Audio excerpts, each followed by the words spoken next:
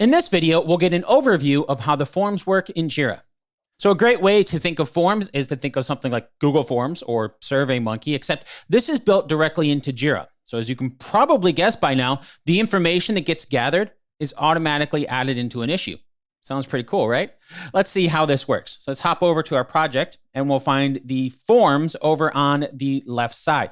Now, as you can see, as of this recording, forms is also a new feature. So as I've mentioned before, if you're using an older version of Jira, you might not have access to this yet. So to start, we have to tell Jira what issue type we want this to be when it gets created.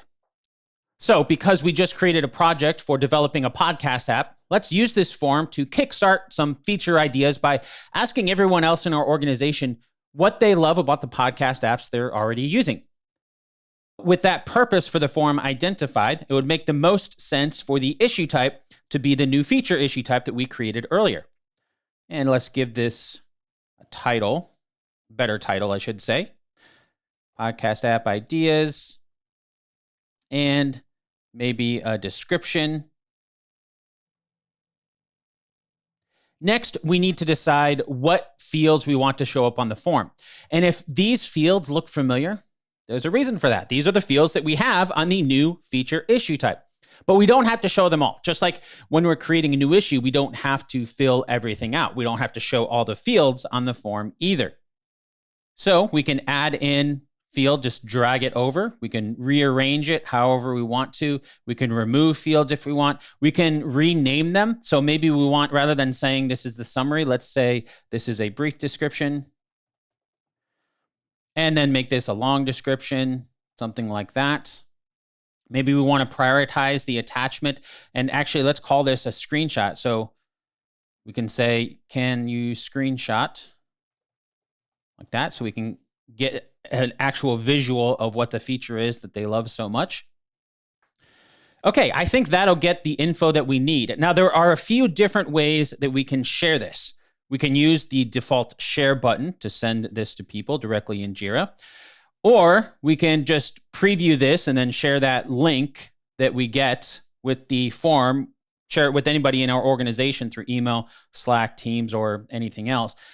And I'm saying our organization for a reason, because this is actually creating an issue in the project. So whomever is filling this out will have to have permissions to do that in our Jira project. And that's exactly what this little notification up here is telling us, that right now the permissions on our project won't let anyone fill out the form because no one will be able to create issues in the project. So there are two places that we can go to check this. The first is in the project settings with the permissions on the project in access. And here you go. So right now the project is set to private. So we probably want to set this to open.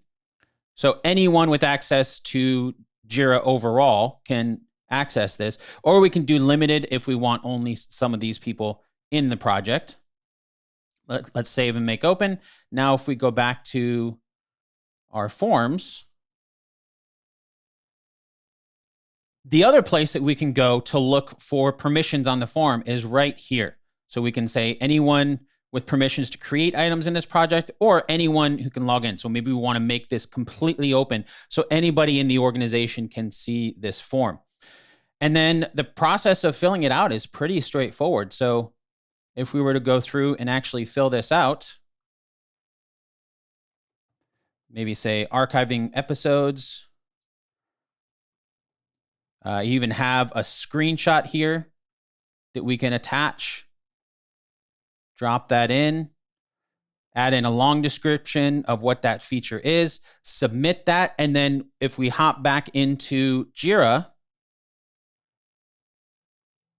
go back to our issues, we can see that issue shows up that just got created. It's a new feature issue type. It's got the attachment.